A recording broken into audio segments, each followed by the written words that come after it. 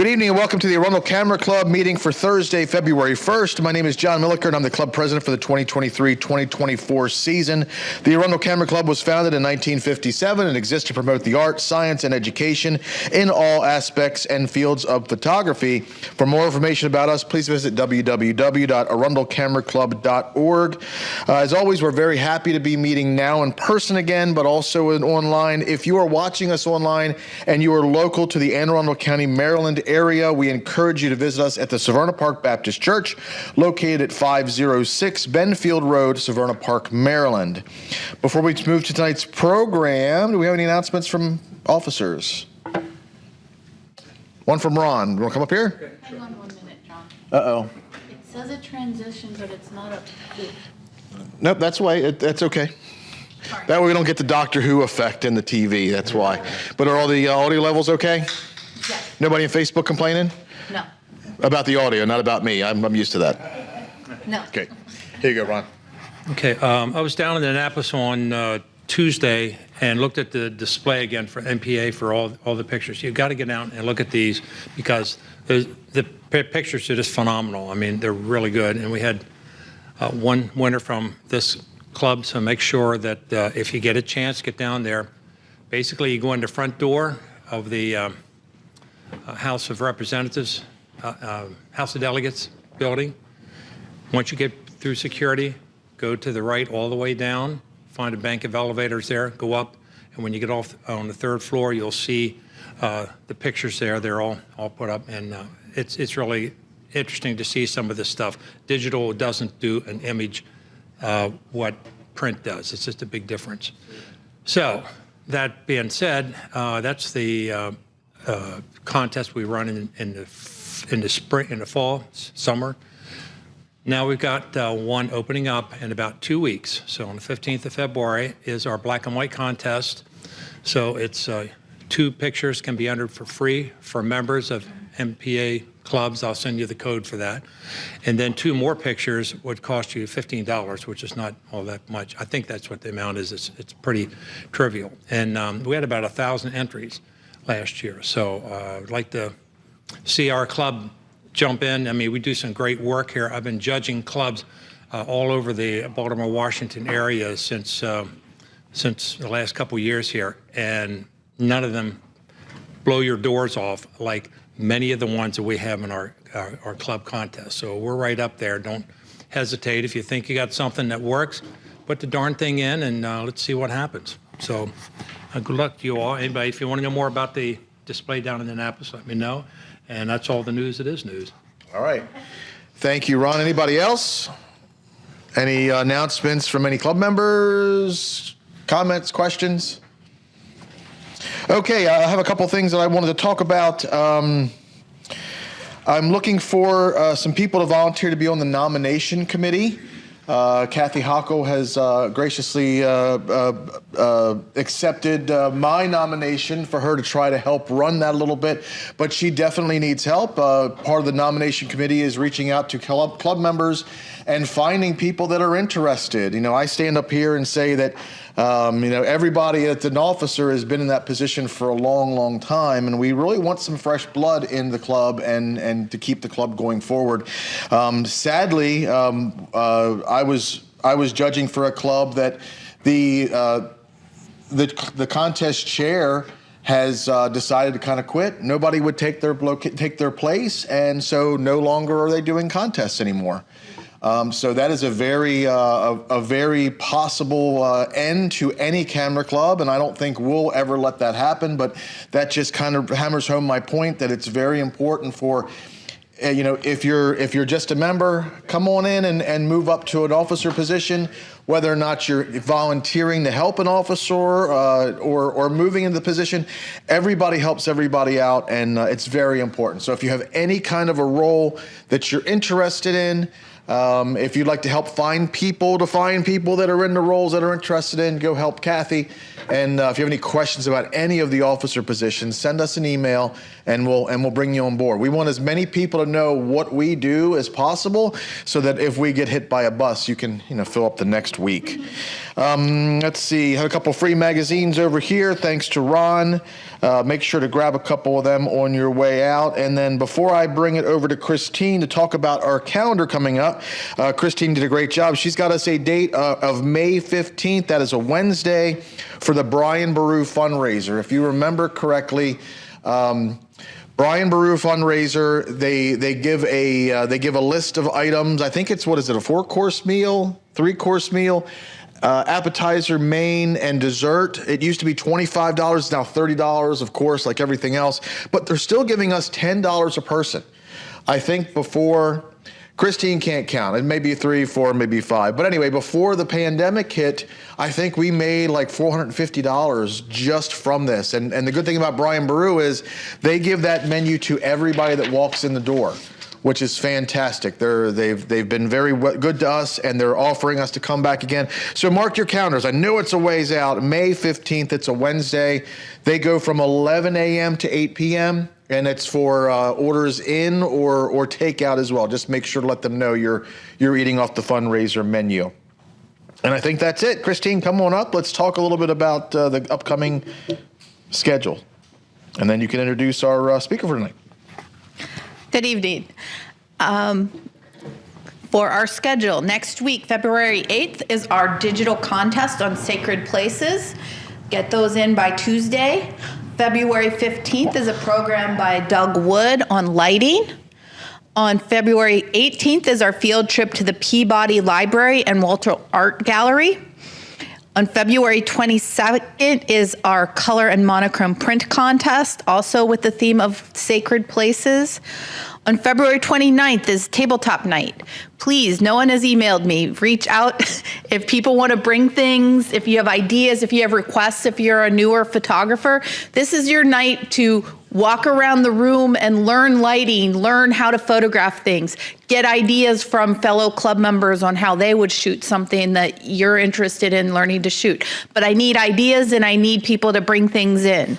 So if Mike is volunteering to bring things in, but I need lighting setups and Bob had already told me, but again, I can't remember everyone that has told me. So if you send me a quick text or email, at least then I have a list that I can write down. But if you're a newer photographer and there's something you're interested in, message me. We can see what we can do to get it set up. But this is your chance to just have an evening of exploring with your camera, learning how to use it from other club members, getting ideas on how to photograph something in a different way that you wouldn't have thought of on your own. It's a way to grow. If somebody's coming in, they don't have lighting, they don't have anything that they really feel comfortable enough to help out with, what can they bring instead? Bring props, bring ideas, costumes. If people want to do some studio setups, let us know. We did do a studio setup in the fall, and this was supposed to be tabletop, but if people want to do more studio stuff, just let me know. This is your opportunity. This is a night for you to learn. So if there's something you want to learn about, let me know and I can make it happen. But if you don't tell me, I can't. So just let me know, okay? On March 7th is a program by Cheryl Keir on night photography. And then on March 14th is the March digital contest with the theme of open. For tonight, we have our very own Harry Crosland here. He has been into photography for as long as he could grasp a camera. His subjects range from portraits to sporting events and even crazy concepts such as toys and cosplay. When he's not shooting photos, his focus is helping novice photographers with learning how to use Lightroom and teaching the basics for shooting photos in manual mode. Is there anything else you want me to share from your bio? Come on in and let's hear it for Harry. Hello, everyone. Thank you for allowing me to have this space. And I will preface this as this is not a sales pitch. I don't want anyone to feel like, well, okay, I have to run out and get the next big thing because some guy just stood up here and beat me upside the head with a sales pitch. It is not that. This is mostly for information. But before I get started, by a show of hands, who here still shoots with DSLR cameras? And any mirrorless shooters in here? Okay. Anyone thinking about moving to mirrorless? Go ahead and raise your hands. Okay. Okay. Okay. All right. So what I'm going to do, I'm going to share some of my own experiences and some of the pros and cons to moving to mirrorless. Actually, well, at least one of the biggest cons may actually shock you. So, if I can get the first slide up. My initial journey into cameras and going in more of a semi-professional place started around 2012. One of the first cameras I got was a Nikon D3100. After that, I wound up getting a 5600 and a 7100. Both of those were crop sensors. And that's mostly where I cut my teeth. And during my journey, I got into a lot of sporting events. I did a lot of red carpet events. And I found myself going places and I'm carrying large bags full of stuff. And one of the things that I've learned over the years is pack what you need. You know, travel light, travel as light as you can. So now I'm going to get that first slide. So I'm going to show you what one of my old packs used to look like. This was my old pack. D7100, 35 millimeter lens here, 24 to 70. There was an 85 right here somewhere. I'm not sure if it's in this bag. And I'm sorry, you know what? Hi. I'm sorry, come back. This actually was my 85, my 2470.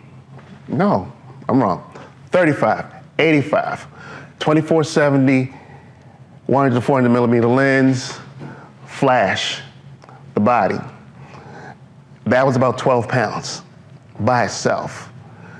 And every year, one of my friends, we have the opportunity to do the Memorial Day concert down at the Capitol.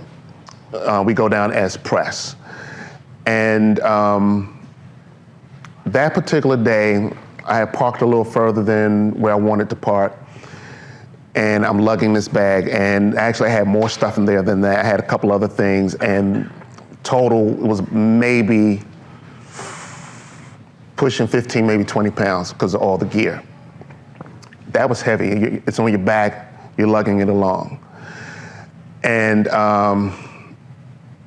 we're there in the middle of the summer sometimes for maybe 8 hours because we get a chance to shoot the rehearsal. And if we decide to stay, we can shoot the actual dress rehearsal, which is actually what they film for television. It's a lot. It's a lot. And when I came home that night, all this hurt from the straps. I'm carrying two cameras. I had the 2470 on one side. I had the 100, 400 on that side. I was in pain. And at that point, I decided I need to find a way to slim this down. I need to get a new body. Well, first of all, I needed to get a new body because at that time, this was 2017, the D7100 was about to be put out to pasture, and I think was the 7300 or the 7500 had just came out.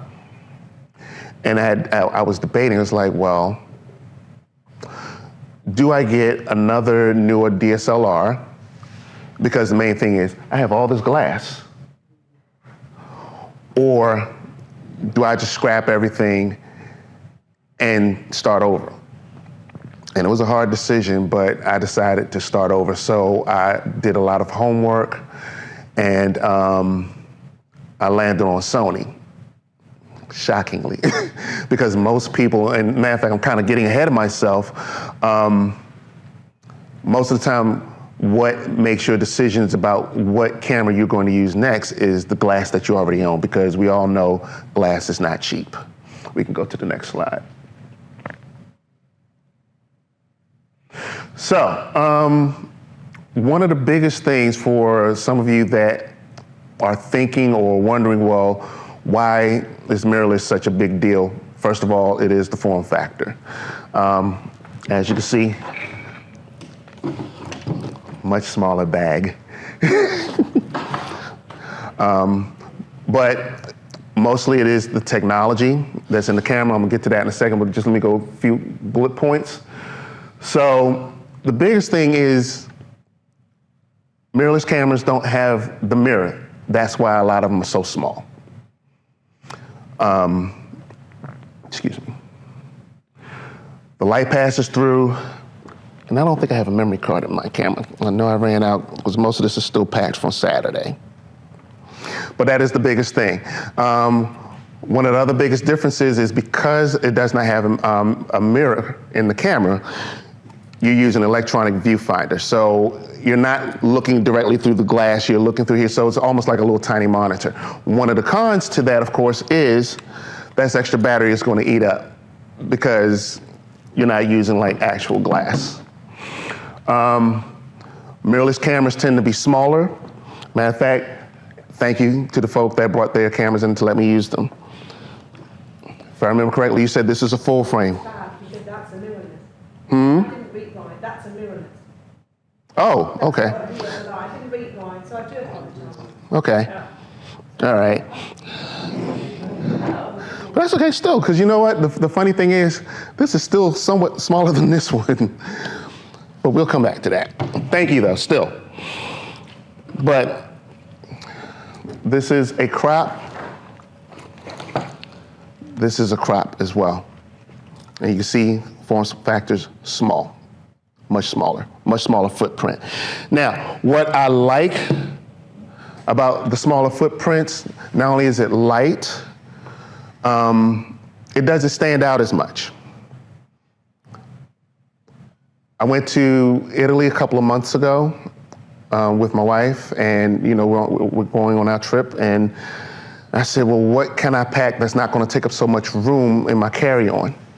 So I decided to grab my crop sensor, and I shot with this configuration. This is Sony a6600. The lens that I have attached is an 18 to 50 millimeter lens. It's basically the equivalent of a 24-70 the whole time.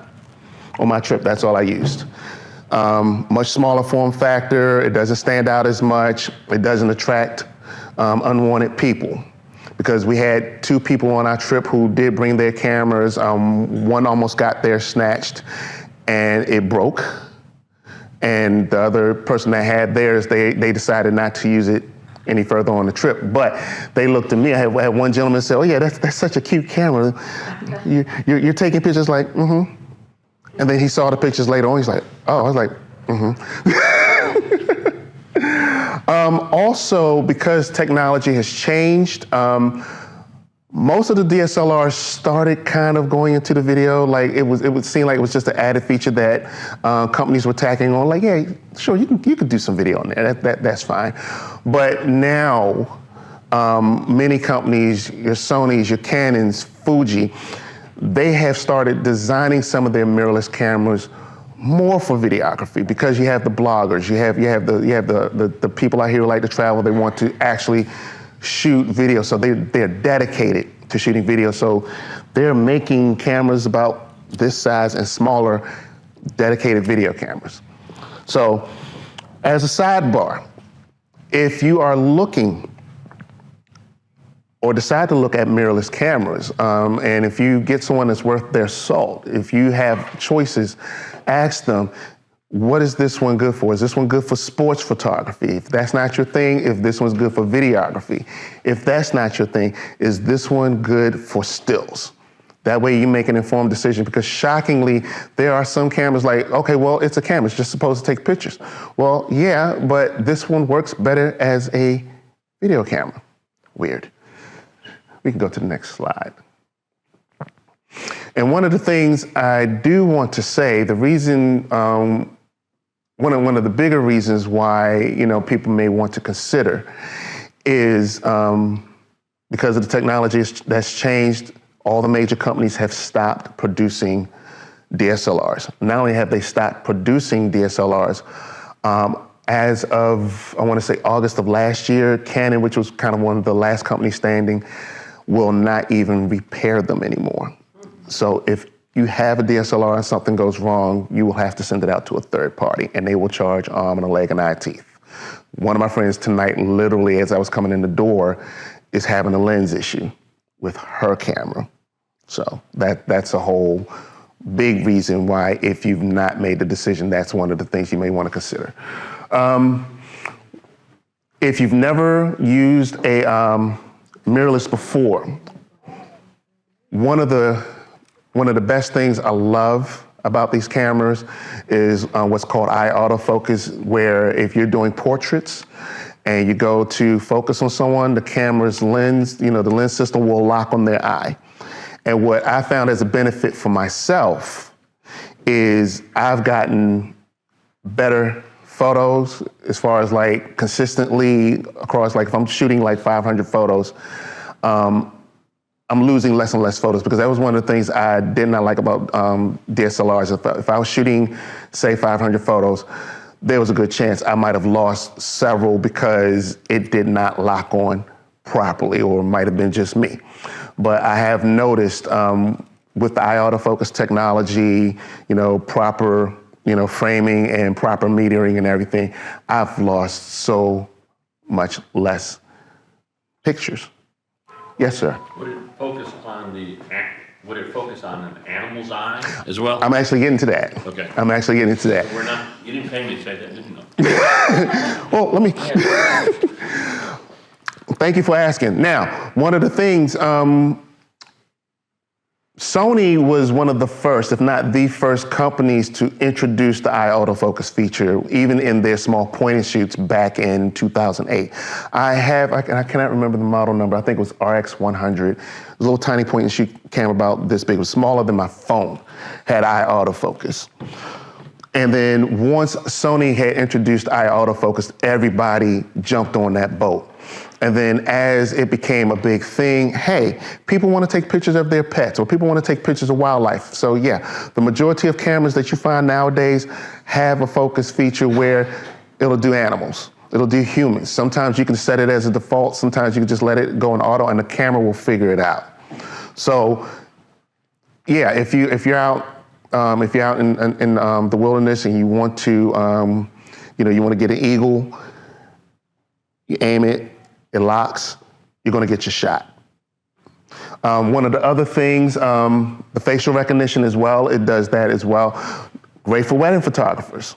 One of the worst things you can have happen is you're at a wedding and you're firing off shots. You have the bridal party up here, you wanna make sure you get the groom and the bride, and then sometimes you'll go look at your pictures afterwards and everything, everyone else is in focus but the groom and the bride. I've seen it happen. And with facial recognition, what it will do, you can program the camera, make sure you focus on this person, that person, that person, that person, and every time they're in frame, you go to focus, they'll be your priority. And one of the things I love, like when I'm doing group photos, like what I did several weeks ago, let's just say for the sake of argument, because I had like a large group, brightly lit outside, I'm shooting at 7:1, so my aperture's closed down. And I see these little boxes pop up. And because the boxes are popping up around everybody, I was very confident that everyone was in focus. Then when I took a look at the pictures afterwards, I was happy with the results. I'm gonna stop. Are there any questions, any comments? Because if I'm going too fast, please tell me to slow down. Okay. One of the things that still can be maddening with cameras, I don't care what company it is, the menus. And a lot of people, I don't care what company, if it's Sony or Canon, Fuji, we complain about the menus all the time. But One of the things I've really loved with having Mirrorless is I can program so many things. Like, for instance, I mentioned the silent shutter. No matter what you did with the DSLR, it just was never quiet enough. But because of Mirrorless, without a shutter, I can be someplace, you will never hear me shoot.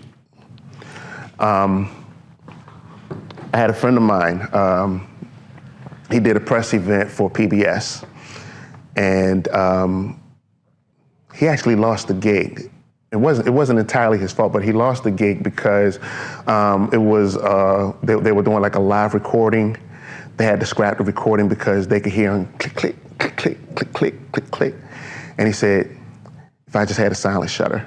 It's like, And the funny thing was, I put this slideshow together a couple of months ago, and then right towards the end of the year, Sony has introduced in their A9 Mark II global shutter. Basically, you will almost never miss a shot. And basically what that is designed to do, if I have it correct, is you will get more frames in, your frames will be in better autofocus, you should never lose anything. That is crazy, and there's a lot of companies out there right now trying to get with Sony to license that technology, but the problem is the A9 Mark II hasn't even dropped yet, so it's gonna be a while. We can go to the next slide. So this here was a graph that I found online through SEPA that shows how year over year since 2012, within the past 10 years, how sales declined. Because when DSLRs, when mirrorless cameras were first introduced, it was just a fad. Oh, they're cute. I even thought the same thing. Oh, that's nice, they're small, they're tiny. They're not gonna usurp DSLRs because, that's it. My D7100 or my D850 is a workhorse. No, it's like once Sony really started taking off and then Canon started following suit, that's all people started to buy. And that's why I say within the last few years, you are finding no one making DSLRs. And what's probably gonna wind up happening, just like with everything else, a couple of years down the road, somebody's gonna go out and make a DSLR for the vintage crowd, because the kids all of a sudden nowadays, they want to go back and they want to play vinyl records. So at some point, somebody's going, and matter of fact, they're using Polaroids. One of my nieces for Christmas, she got a Polaroid camera. She's just going crazy, and all of a sudden now she's out of paper. I said, see, this was why we didn't take that camera out so often. So we can go to the next slide.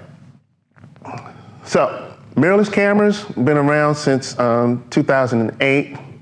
This is my A6000 here, and this is my other camera that I have here with me, my A7 IV. So those are both mine. And as you can see the size.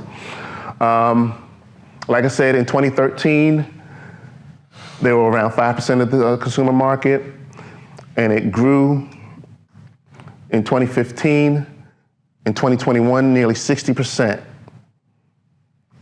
And I'm still waiting to see what's happened in the last 2 years, because that's just where it is. You have size factor, you have technology, you have lenses. There's just so many more things that some of those cameras can do other than DSLRs. But the thing of it is, again, this is not a sales pitch, and I'm not going to tell you to get rid of your DSLRs. If you still have your DSLRs, how they say, if it's not broke, thank you. We can go to the next slide. And this is the breakdown of who's most popular. Canon has a wide share, and that fluctuates, but Canon makes good stuff. Sony is next, Nikon is following right behind, Fujifilm and Panasonic. Now, interestingly enough, with Fujifilm, Fuji does not do a lot of full frame bodies. Most of their popular cameras are still crop sensors. One of my students who I taught over the summer, she recently, and I cannot remember the model's name to save my life, but she recently got one, and it's a crop, and she loves it. She loves it, and she's one of those, she doesn't really see all the difference between full frames and crops, even though I broke it down to her about light sensitivity. But again, if you're happy and it works, go for it. She went out and bought another one for her video because even though this is a good breakdown, Fuji, from what I've seen, tend to make good products if you want to shoot a lot of video. Sony comes next. Nikon was late to the party. Nikon was late to the party. That's part of the reason why when I decided to make the switch, I went to Sony, because Nikon had products out, but pound for pound, Nikon was still trying to figure it out.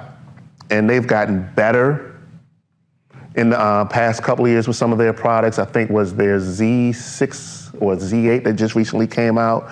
A lot of people are saying it's a really, really strong body. Canon's Canon. Canon is Canon. Canon, they make good bodies. You want to talk on it? No. They make good bodies. They're relatively easy to use. The only minus with Canon is no third-party support. You cannot get a Tamron lens. You cannot get a Sigma lens. You can't get any lenses with autofocus. For now. Let me put that for now. And that, surprisingly, I'm still surprised that they still have like that much of brand support, but that's the only thing that holds them back is anybody that decides, well, like Viltrox, if we want to come out with a lens, it has to be manual. Sigma wants to make a lens, it has to be manual. And this is also part of why Sony has done so well, because Sony, if it's an E-mount, you want to throw an 85 millimeter on there from Viltrox, go ahead, there's a lens. You want to put some vintage lenses on there, as long as it fits, go ahead, throw it on there. And Nikon, because I did try one time, I wanted to use like an older lens on a Nikon body. I put an adapter and I struggled mightily. So we can go to the next slide. And again, I'll stop. Are there any questions? Yes, sir. I noticed Olympus isn't on there. Are they even, Olympus isn't in your market share. Are they even smaller than Panasonic? Very small. Very small. Matter of fact, Olympus just changed their name. I don't even think the word Olympus is even in the tag. Olympus sold their camera unit. Yeah. Some laptop company. Olympus still sells other stuff. The Olympus cameras are now called OM1. Right, OM, that's what it was, OM1. Systems. Right, they still make gear, but they barely even have a footprint now. But they just released a new camera this week. Did they? And a new lens. And two new lenses. Oh, Yeah, okay. one lens is fantastic. I mean, I don't own an Olympus or OM2, but what I've seen with them and they're unbelievable. Yeah. I mean, the lens they have, it's a 150 to 600. And when it's put on that OM2 system, it's 2400. Wow. So, how can you say it's not worth it, darn? Yeah. Because I see a lot of them out at the dam.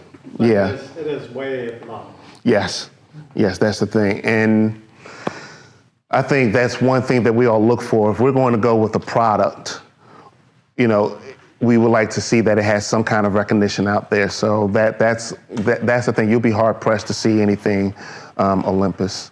Any other questions, comments? The other thing is Nikon just about disappeared when they released the Z9 mirrorless, which is an absolutely phenomenal camera, Yeah. which saved their ass. And, as you said, they were late to the show, and their first mirrorless was not anything to compete. And then they came out with the Z9 out of nowhere. And then the fix a lot of what Z8's was a wrong. cheaper camera that has, or less expensive camera that has a lot of the features of the Z9, Right. which is what everyone likes now. And one of the things that I noticed with that, thank you for bringing that up, because I just remembered something, is one of the other students I had, we struggled with a lot of his settings because he did get one of the early Nikon mirrorlesses. So yeah, it was a bit of a pain trying to get everything to work, because one of the things I loved about, my Sony system is, for me, everything just worked. But with his, struggling to get the basic features to work, it just didn't do that. And, sometimes you would have to wait for a firmware upgrade, or you would have to wait for another body to come out to get things that were supposed to work. Yes, sir. Yeah, your slide, go back on that slide again. It had Panasonic on there. Mm-hmm. Okay, a lot of those ones, especially Fuji on down, they have a lot of special features in their cameras. Like, i.e., your iFocus is great, but they have one for cars. They have one for all kinds. I mean, it's unbelievable, all the little stuff they put in it. And it's not, even though it might be 4.2%, I would take a look at it. Yeah. Because they really got some really nice stuff in their menus, and it's what I've seen of them. They're fantastic. Yeah, that brings up another good point. One of the things that I did not like with Sony was they kind of did the same thing. They had special little apps that you could use within camera, like, what was it? It was one of the ones, I cannot remember exactly what it was called, but it was an app that if someone was in motion, and let's just say they jumped up in the air, you use the particular app, you shoot the picture, and you would get every frame from the time the person went up to the time they went down. You would not have to do it in post. And then they took it out. And I was not happy about that. So yes, as I was saying, if you're going to make the move, for now, Canon does not allow, for now, I checked that, and it's not true, because Sigma lenses do fit on the last.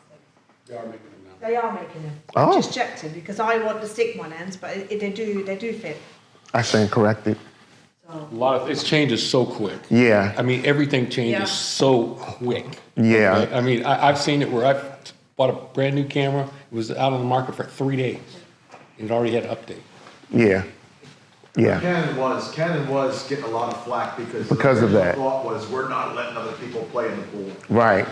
Right. And that was one of the things, like when people would ask me, well, what one should I get? And I would say, if you're going to go Canon, this is the thing you have to be aware of, because that's the thing.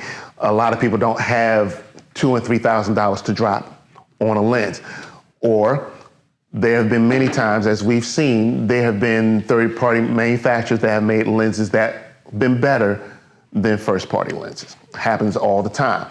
Why am I going to go buy this lens made by this manufacturer because they make the same body, when Sigma makes glass that's cleaner, that's more accurate?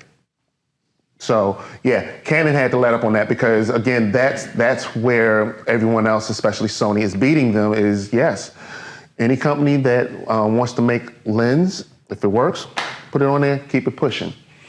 Now, and this is slightly getting ahead, but I do want to get the point across. Many older DSLR lenses can and will fit. Well, I don't want to say will, can fit on the bodies, provided if you have an adapter. And what we've also found, again, one of my students, through trial and error, you get the right adapter, you can get a lot of the functionality of even if you use native glass, because it's always been preached, well, if you're going to get a mirrorless, you need to get native glass. Again, not everybody has that kind of money to just run out and drop on lenses. But the most important part, if you still have your original glass from your older bodies, if it fits and it works, you can still do some of the same features, like your eye autofocus, like your autofocus continuous, where you're getting hundreds of points of autofocus. You can still do a lot of those things, and like, hey, I'll get that 85 millimeter when I'm ready, and I'm going to save some money. And then even on the mirrorless, on the used side, you can still get decent cameras, anywhere between $200 and $300.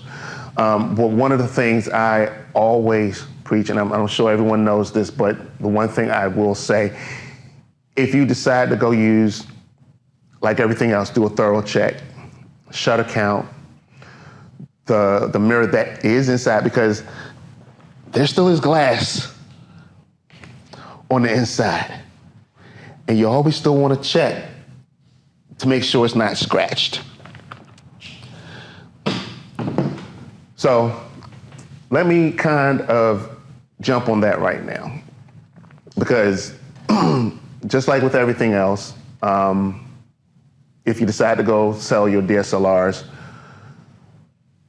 the body, you're not going to get a lot, because of course not a lot of people are asking for them, not as much in demand. Conversely, if you decide that you're going to get a used mirrorless body, there's value to be had depending on how old the camera is, whether or not it's still supported by the company. And actually, surprisingly, there's still a lot of older bodies out there, 5, 6, and 10 years old, that hold up very well, and in some cases run better than some of the new cameras. I did a shoot last summer. I shot with my Sony a6000. The a6000, slightly smaller than this one. Because I have large hands, it's practically tiny.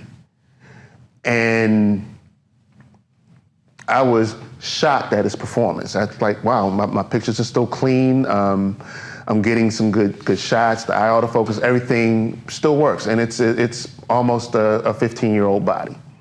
So that's the thing. Don't feel like if you want to get something that you have to get brand new, because brand new is going to set you back. And it's always funny when, for instance, when Sony came out with their top of the line at the time, the A1, Canon, I think it was the R6 and something else, and how many people were, well, I'm practically going to sell my soul to get this camera. Go ahead and do that, but what are you using it for? Because if you're not going out shooting the Olympics, you don't need to spend $4,000, $5,000, $6,000 on a body if you're not going to use it. If you're using it because that's what you want, knock it out. But at the same time, hey, this is my budget. I just want something a little bit newer. I want something I could kick around for a little bit, just to get a feel of if this is the thing I want to do. Yeah, there's something out there that fits almost every budget. Now, the last bullet, if buying brand new hobby-grade cameras don't always come with a bunch of accessories like DSLRs used to. Now, when I got my Nikon D3100 a couple of years ago, what did I do? I went over to Best Buy, not Best Buy, I went to Costco. Spent $500 because I didn't know no better. I got a nice little body, I got 2 little kit lenses, I got the strap. I'm like, wow, this is a lot. And it was for me, especially like I said, I didn't really know everything I was doing at the time. And that's how a lot of us get our start. We go there, we get the hobby grade cameras, and then we work our way up. And once we figure out, okay, there's certain things that this camera can and can't do, yeah, it's time for me to get a new one. And then that's when we realize, oh, this new body's gonna cost me X amount of dollars unless I find other ways to finance that. Nothing wrong with that. Nothing wrong with that, because there are a lot of people out there that want to get into photography, and that was the best way to do it. You know, it wasn't as cost prohibitive. But now, even some of the, what they call hobby grade mirrorless cameras, brand new, may set you back about $1,000. And most of those are so bare bones now, you'll be lucky to get a kit lens. You know, and most of the time what you're going to get for some of them, you may get something that's variable aperture, 28-75 lens. You might get an f4. And I forgot what the other one was, because I know Canon had something. But funny thing is, though, Most of the kit lenses that they're packing in now with most of them are not as bad as what we were getting with the DSLRs. The DSLRs, you was always getting cheap glass because you could go out there, you could take pictures with that 1855, you get home, you pop it in the system, your pictures were not sharp at all. they were always like just on that edge of fuzzy, like, this picture looks off, and sometimes you couldn't put your finger on. Like I knew I got everything right. Why is it off? And then you realize, yeah, well, the glass wasn't that great. But now some of the kit lenses that they're packing with some of these newer cameras, if you opt to get them, are a lot better. However, they are still variable aperture for the most part. Okay, we can move to the next slide, and I'm going to ask again, any questions, comments, anything in chat? I keep asking, I keep looking, but nothing's come up yet. All right, so if you decide you want to go use, matter of fact, this is my NEX5 down at the bottom. That was my very first mirrorless camera. I still have it. Matter of fact, I tried to give my mom. My mom got too overwhelmed with it. She gave it back. Yeah, this is my NEX5. This is my A6000. That's my tiny one. That is my 6600 that you see over here, and that is my A7 IV that you also see. Like I said, if you're going to do a check, shutter count is important. That is important for a lot of people. I've had friends that have gone out, gotten cameras. One of my friends 2 years ago, when he bought his, he thought he was getting a deal. Oh, he got dealt all right because within 2 weeks the shutter failed. And when he had someone take a look at it, had over 100,000 clicks, just like a car.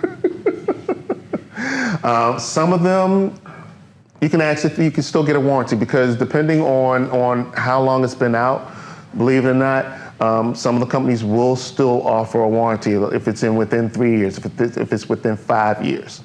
You have to check. Some of them will still give a warranty on it in case something goes wrong. Yes, and if something goes wrong, yes, sir. What does a shutter click mean with a mirrorless camera? Anybody got a memory card I can borrow really quick? Harry, can you repeat that? I didn't make it over to him so people online can hear. So the question is, what does a shutter click mean? I actually want to demonstrate. If someone has a memory card, I could show you. Well, you know what? I can still tell you. Shutter click, in regular mode, it will still fire like a regular camera. You will still hear the click. And it's not an artificial click, it actually is the camera firing. And like I said, when I go put it in silent mode, if I was to shoot, you would never hear it. So it will still do everything. It's not as loud. Like for instance, with DSLRs, you'll get a click, click. Most of the time with the mirrorless, you might get a click. So yes, you will still get that. Yes, sir. I was at B&H photo about a year ago looking at a lens, and anyway, in discussing with the guy on the other side of the counter, this shutter count issue. With the DSLR, you knew exactly how beat up your camera was going to be if you bought a used one with the shutter count in the old mode, but the guy said it doesn't mean the same thing now. All it means is if you have a high shutter count on, it was used a fair amount, but the mechanisms in it aren't beaten up as much as they are with the other. My only thing with that, I slightly disagree. I understand exactly what he's talking about, but I slightly disagree because the thing of it is, just like anything else, you know, especially with a lot of people I've encountered and a lot of things that we've all seen happen amongst us, they can still fail. They can still fail. Matter of fact, funny thing is sometimes they'll fail when they're fairly new, sometimes as opposed to if you had it for a while. But generally, it's not just that it just falls apart. Sometimes it just wears out. Sometimes after a certain amount of uses and everything, the autofocus doesn't work as much like it used to. So it's a lot of things, but it's not the same, but failure is still common. Yes, sir. Yeah, I just want to put a little thing in about service photo. Those guys, you know, they're really good. They do the count on it. They give you 10 days, to just bring it back and don't have to do anything with it. Yeah. For a little extra money, they'll turn around and give you a warranty for it. I bought three used cameras from them, and I used them for a while and gave it back to them, and they say, you must be leasing these things. Yeah. But anyway, bottom line is, there's some companies out there in Service Photo, I'll stand behind them. Those guys are good. Yeah, I was like, you got Service Photo in Baltimore.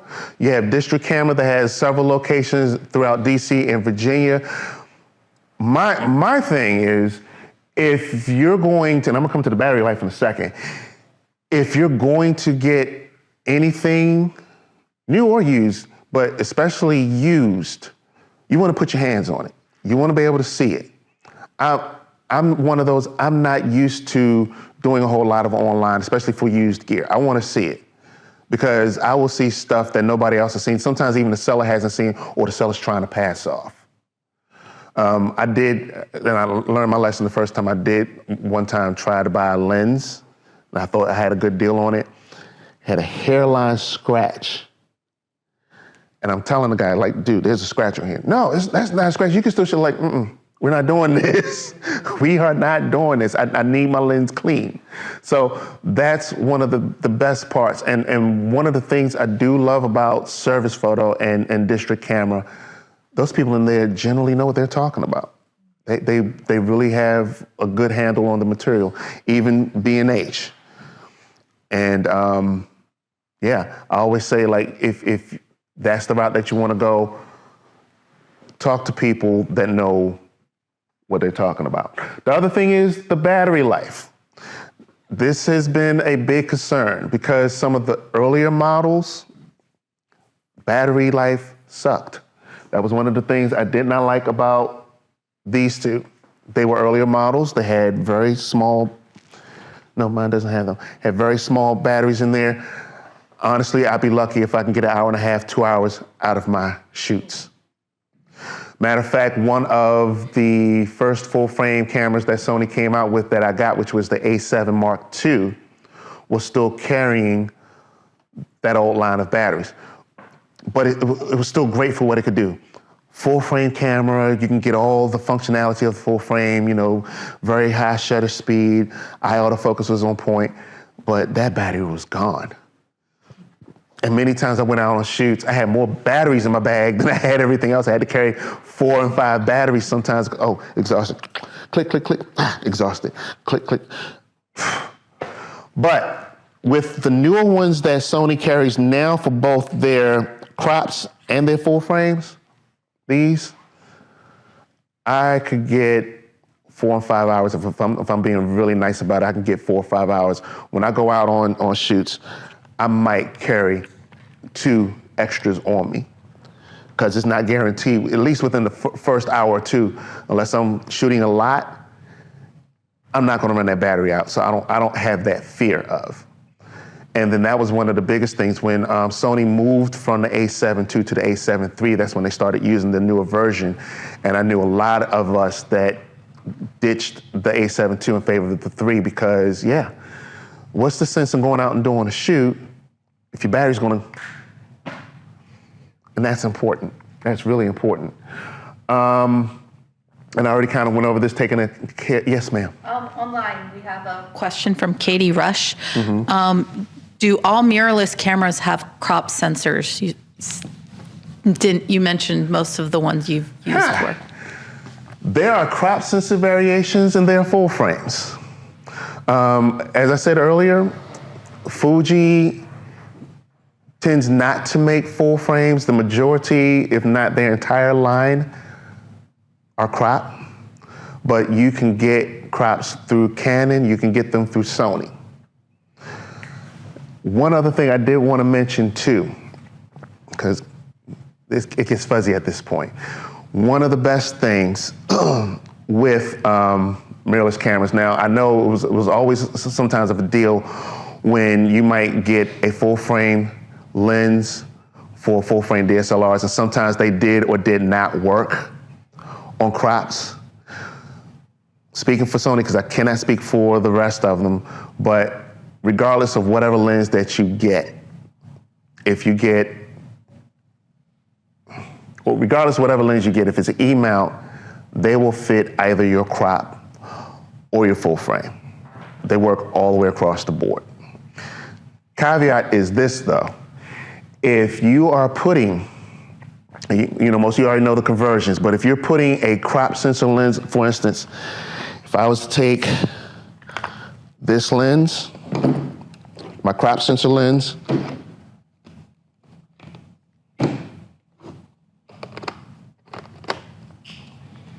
fits perfectly, I could shoot, no problem. But you're losing megapixels. So if that's a concern, that, hey, you know, are my pictures gonna be sharp? Am I gonna have the full file size? No. That's probably the only downside. And it's not a big in my opinion, it's not a big downside unless you're trying to print out something large in poster size. That's where you're gonna lose out. Yes, ma'am.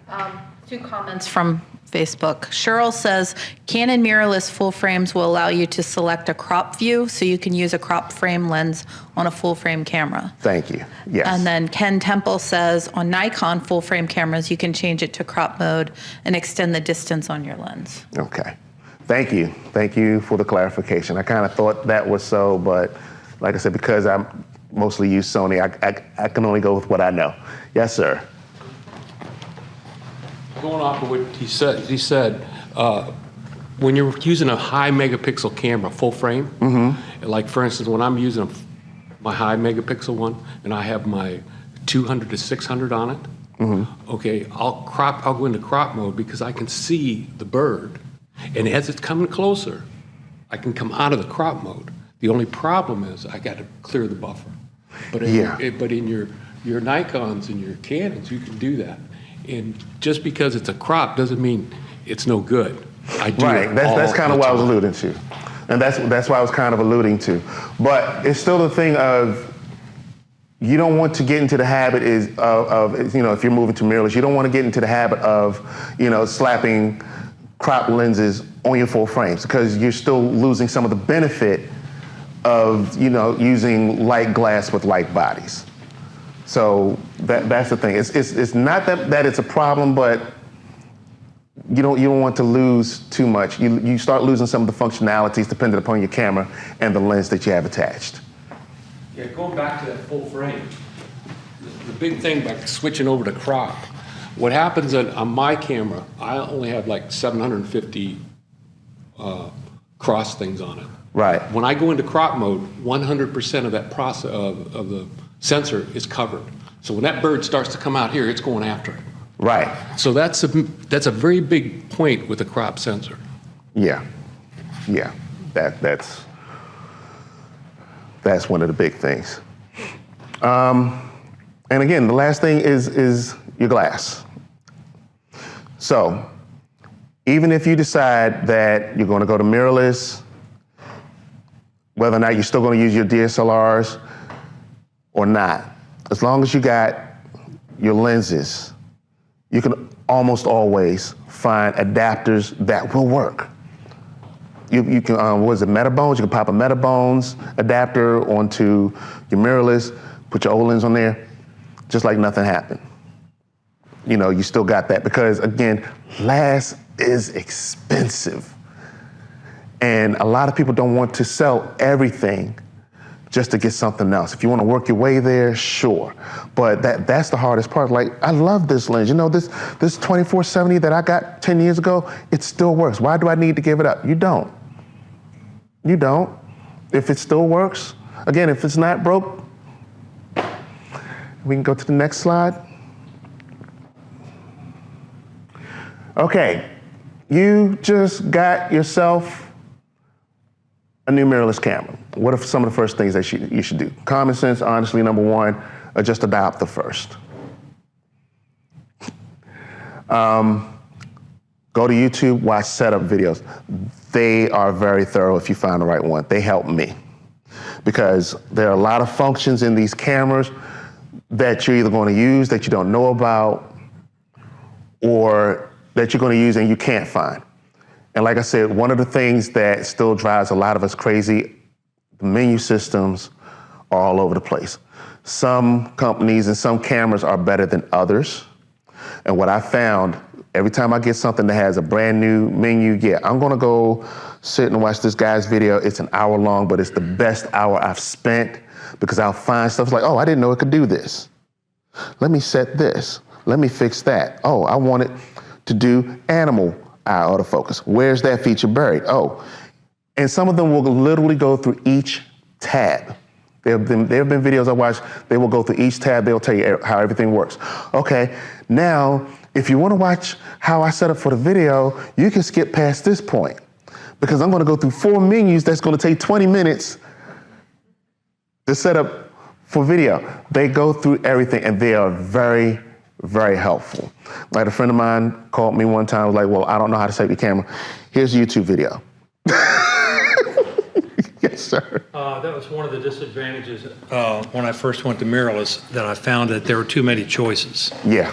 And I think I spent probably 6 months going in and looking at videos and making changes, but I realized I could have in my Canon custom 1, custom 2, because some days I'm out shooting birds, some other days I'm shooting sports, some other days it's portraits and so on. So you can go through and get your eye focus, all this stuff set up before you go. And I didn't realize that at first, but when you first pick up the camera, some of it does weird things unless you really pay attention to the controls.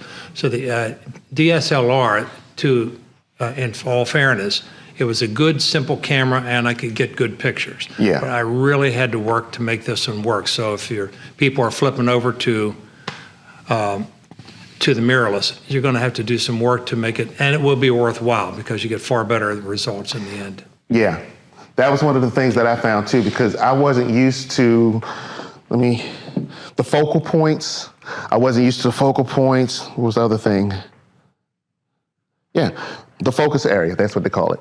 I wasn't used to that. I was used to just setting it one particular way and just going about my business. And it took trial and error to find what I wanted. And same thing, I might have one person I'm watching, well, he does it one way, and another person, he does it another way. And I'm like, you know what? I need to find what works best for me, what's going to give me the best result. But that's always a thing. It's almost like shopping for a car because you have so many different selections. Even within one company, you're going to find yourself with so many different choices. Like, which one is best for this? Which one fits me? And it's good to be able to do some research, ask other people, even, as we said, go to some of the stores like your Service Photo and your District Camera, ask them and get their opinions and, get what fits. Because, I love it. It would be almost hard for me to go back to DSLRs now, even if DSLRs were still, really popular. It's kind of hard to go back because it takes, and the sad part is it kind of sounds lazy, but it takes so much of the guesswork out of knowing whether or not I got the shot. And sometimes the reason why I like it because I've been in places and spaces where I didn't have time always to have everything that I needed. I had literally, there have been times I clicked and that was all I got. I could tell you there was a red carpet event I did last year, and it was Grammys on the Hill. And Pharrell was like the main person that was coming out. He literally was on the floor for 5 minutes. I could count it down. And it was all that it took for me to make sure, like, okay, well, if he's standing here, stand right there, let me make sure I got everything metered. Okay, I got it. He came out, he got mobbed. I clicked 10 shots. I had people in the picture. I think out of the 10 shots I got, 3 of them were clean because of that. And I was like, well, yeah, this works. I could only imagine what I would probably have had to do with the DSLR. So there's a lot of things that it helps us as photographers now. Metering, in my opinion, for most of the cameras are better. You still got to do some of the same things though. Sometimes it's good to take a light meter with you. Accessories, because a lot of the hot shoe functions have changed. You can put mics on them, your triggers. You can do so much more. And let's see. And then considering what lenses you want to use, because again, it depends on what you're shooting. If you're doing sports photography, you may want to go with something as small as a 70 to 200. You might want to go 1 to 600, especially if you're doing nature shots. Those are the lenses you want to look at. If you're doing portraits, if you're doing landscapes, there's lenses for everything. Just like DSLRs, there's a lens for every use out there. And the third-party companies are killing it. Tamron, I believe right now, has a 35 to 700, no, 35 to 200 2.8 lens. And right now, if I can be corrected, they're the only company that has that out there. 35 to 200 2.8 all the way across. I want that lens. There's so much you can do with that lens. A lot of primes, a little bit of everything. You name it, if you want it, it's there available to you. And again, even if you don't want the newest, you can still put manual focus lens on there. You can put vintage lens on your camera. Just be mindful. If you decide that you're going to go with vintage glass, make sure that your camera can still work it, because oddly enough, some cameras, you put the lens on there, the camera might not turn on. Don't know why, still haven't figured that out yet. But sometimes they work, sometimes they don't. But if it's doable, it's doable. We can go to the next slide. And before I move on, any other questions, comments, anything in the chat? No. Okay, go one more. Oh, I believe that is it. So that was my TED Talk.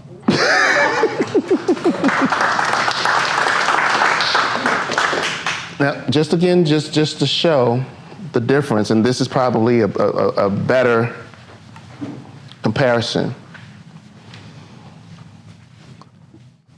This is DSLR crop. This is a mirrorless crop. 24-70 millimeter lens, am I correct? No, let me look. Yes, 2875, 1850, which translates to 24-70. Much lighter. I could fit it in my pocket. And again, while I was on my trip,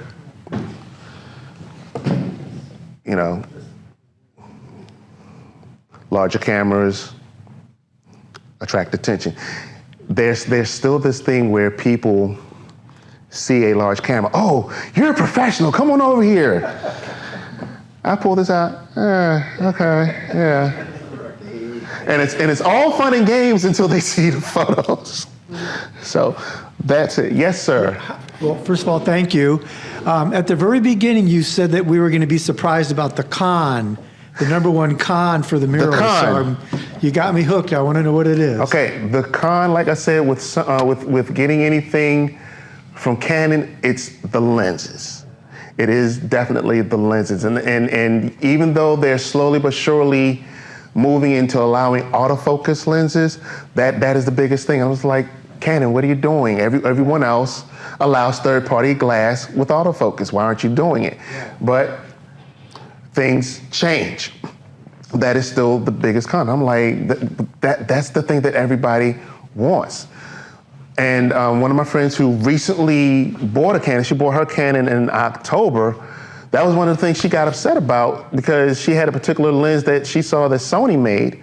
She was looking for the Canon version, and at that time, all she could get was the manual focus version.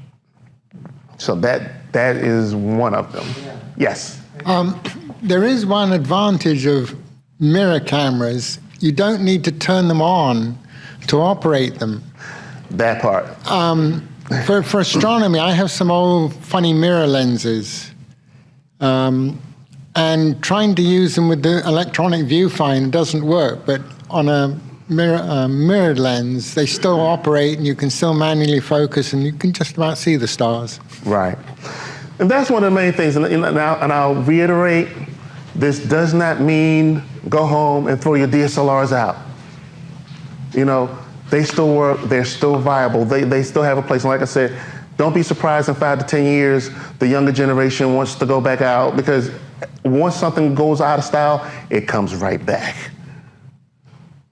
One thing I want to say about those older lenses too, is sometimes like our third-party lenses, in the Sony world, if you're shooting at 15, if let's say you have the 9 and you're shooting at 20 frames a second, if you switch to a third-party lens, you won't get 20 anymore. Right. You get 10. You also, I forgot that part too. even with my camera, there's things in there that I can't, the tracking is not the same when I use something else. Yeah. And then also, when you ever use a converter, my converters will only work with Sony lenses. There's not a converter. What body are you using? I have two of them, 6700, plus I have a 7.4 or 7R4, a 61 megapixel camera. The 6700 doesn't do the conversion, and that's brand new. Yeah. Speak on it. See, this is one of the things I'm talking about. This is a brand new camera, and what does it not do? Oh, it works fine for me. Okay. But what I can't do with it is I can't use a third-party lens with my converter, and that's on all the Sony. My Sony converter will only work with the Sony lens because it's that long and it won't fit into the lens. It won't fit. Right. That was thank you. That was one of the issues I did forget about, because I ran into the issue a long time ago, because you don't have a mirror. And because you don't have that mirror, when you put the converter on there, you're adding about a 1/4 inch to where the glass fits. And it's like, no, there's no lens attached here. You might want to do better. So yes, you do. Just be careful when you buy other lenses, off-brand lenses. Yeah. Get your camera, make sure it works, and all the stuff that camera was designed to do Yes. works with that lens. Yes. There's no sense of spending a whole bunch of money for a camera that doesn't work with that type of lens. Yeah. And I ran across that problem. That's why I use Sony. Yep. All right, so no other questions or anything else? I will cede the floor. Thank you, everyone, for joining us tonight. Thank you, Harry, so much for coming and presenting to us, and we will see you all next week. Happy birthday, John. Happy birthday to our president. Happy birthday to you. Happy birthday, dear John. Happy birthday to you. But join us next week for our digital contest on sacred places, and we will see you next week. Thank you. Good night.